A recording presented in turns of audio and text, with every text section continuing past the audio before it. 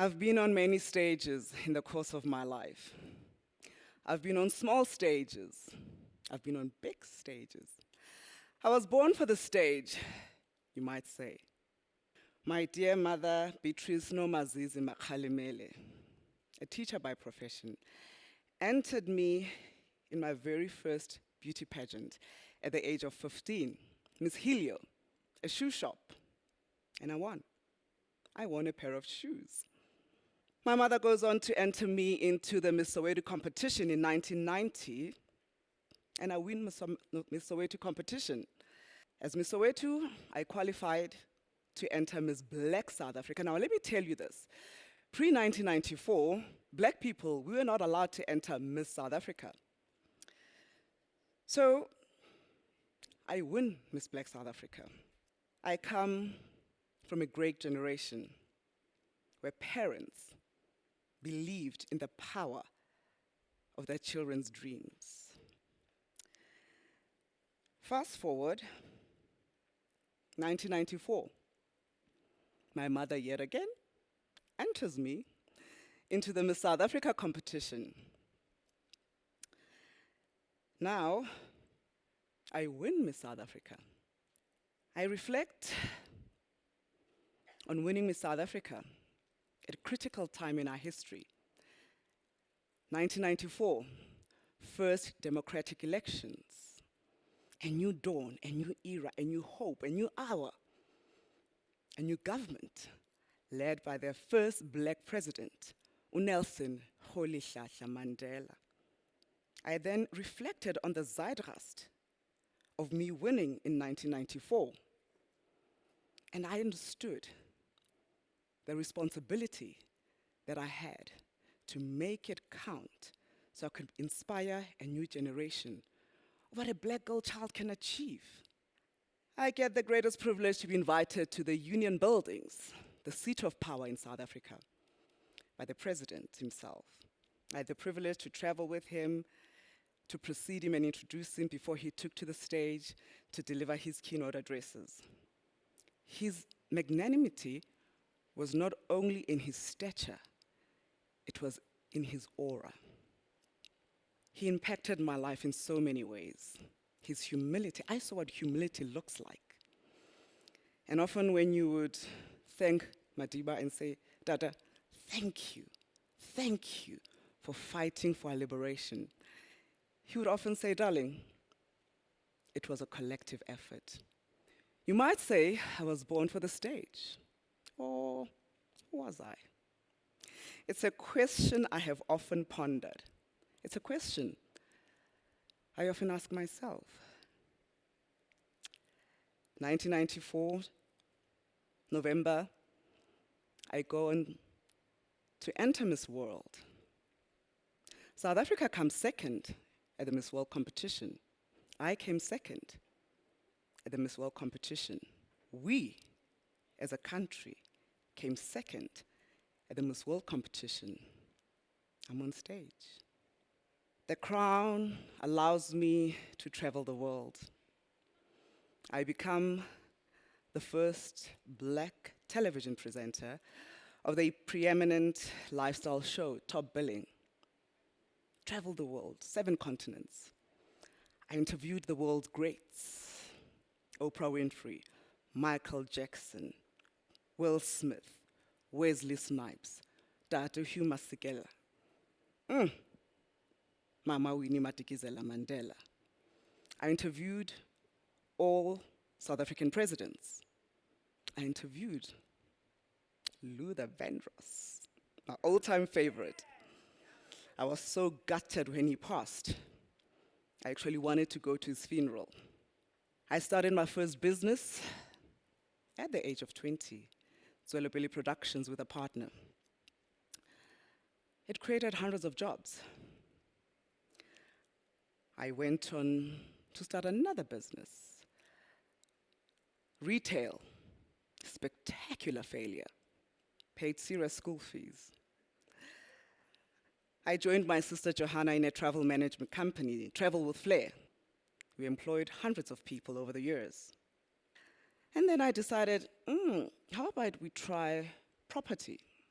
So I started a property development company. Now the hundreds of jobs were created. 15 years ago, I started a mining company together with a partner. And in that company, first 5 years were hugely challenging, taken for a ride by international partners. And that journey, I paid serious school fees. I thought about quitting, but then I said to myself, Basetsana, you do not have a choice or an option to quit. You have a responsibility to use the platform, use the stage for the greater good.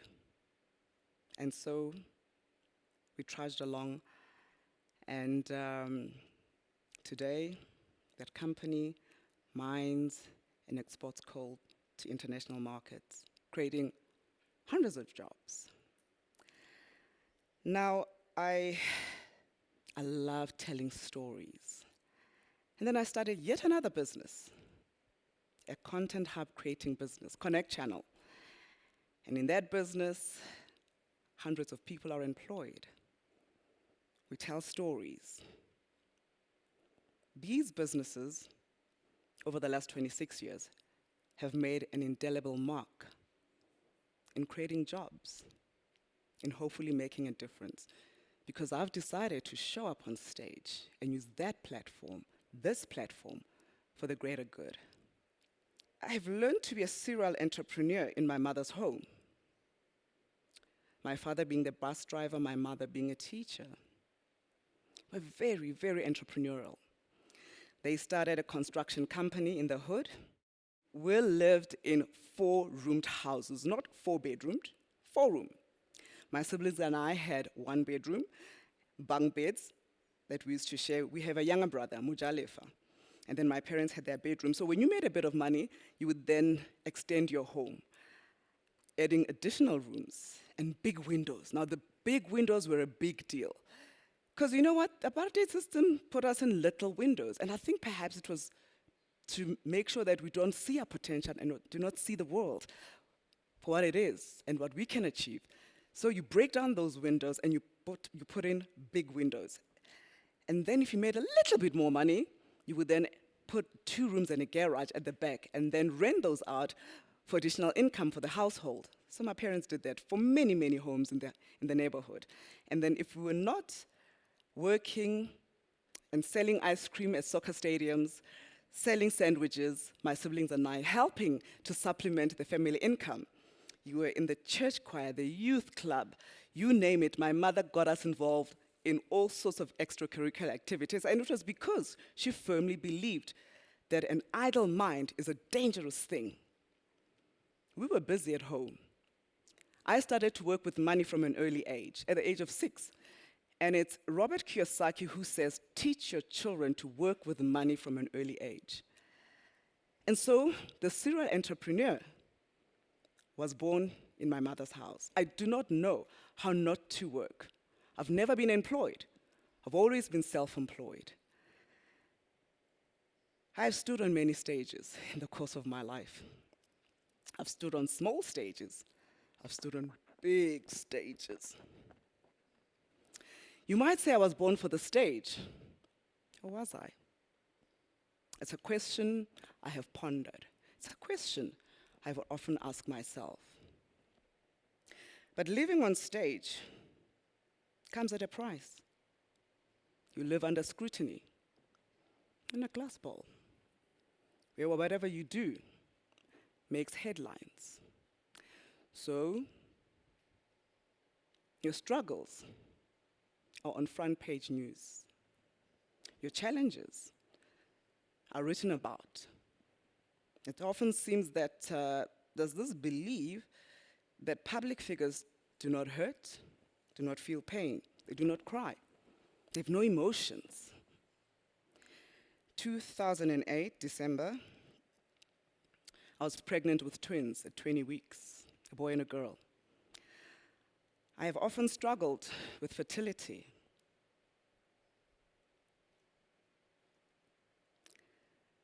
I started to have contractions, and my husband took me to hospital.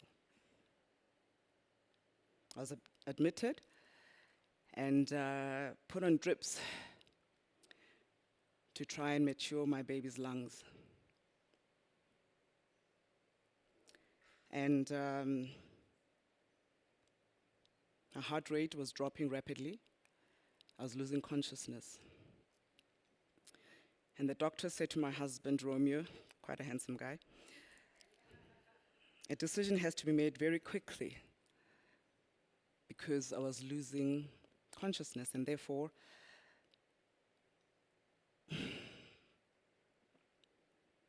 I said to my husband, listen, I've lived. So let the babies be born. And I know you're a good man, you look after them. And he said that is not even an option. He signed a consent form. And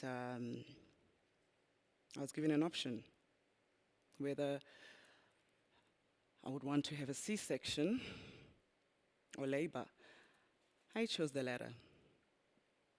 We were put in the labor room, and because my babies were not pushing, it took hours. And when they were born, the nurse said to me, would you like to see them?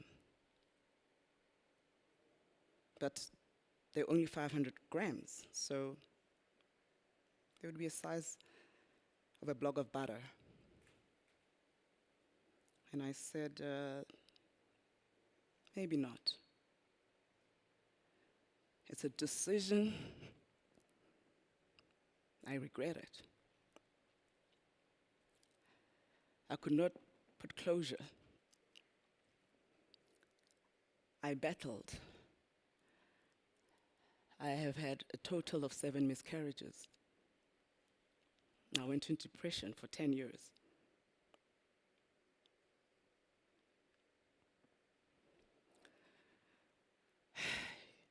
You get discharged from hospital, and every post in the streets, headlines, Basetsana loses a baby. Basetsana's health scare. You read about yourself at the darkest hour in your life. Grace visited me. I have 3 beautiful children. Ngosinati Gabriel, Ushaga Khositsile Emmanuel, and Bontleba Morena Jasmine. But then I also have what I term children of my heart. Through the Basetsana Mentorship Academy, where over the last 26 years, I have mentored many young men and women. It's about lighting someone else's candle so that they too can light another candle. And then that candle lights another candle. And then we become this beautiful universe of light. I understand my calling and my higher purpose. And I try to show up for it every single day. I have a responsibility to ignite hope, to inspire a new generation of leaders, to bring others along, to make it count that I was once here. It is Steve Jobs who says that trust and know where you are going, and only when you are there, then you will connect the dots. So you have to trust that the dots will connect in the future. I have a multiple fracture in 2016. I have 11 pins on my right ankle and 2 long plates, bedridden, on a wheelchair. And when I was admitted in hospital, my Shiro, Mama Winnie Madikizela Mandela, was also in hospital. And when she heard that I'm in hospital, she called for me. And the nurse and a friend of mine, patients, they wheeled me into her room. And when she saw me in a wheelchair, she said, Basetsana, you cannot be in this chair. There's much work to be done. You have to get up. You and other young women have a responsibility to make a difference in the country. There's no time to sit down and sit around. She charged me. And I took to heart that charge. And I show up for it every single day. Today is a full circle moment on stage, the TEDx stage. And it is by no means an end, but a bold continuation of the work that needs to be done. I have work to do. You have work to do. I do not walk alone. I come alone, but I stand as 10,000. I invoke the spirit of uNomazizi. I invoke the spirit of uPrafil. I invoke the spirit of uMadiba. I invoke the spirit of uMama Winnie Madikizela Mandela. I invoke the spirit of the men and women who've impacted my life. Some departed, some present. I invoke the spirit of my ancestors. I invoke the spirit of my departed children. I have stood on many stages in the course of my life. I've been on small stages and I've been on big stages. You might say I was born for the stage, or was I? It's a question I have pondered. It's a question I've often asked myself. But whoever it is, I have decided to show up for it. I have decided to raise my hands. Martin Luther once said, not everyone can be famous, but everyone can be great, because greatness is determined by service. What is your stage? Thank you.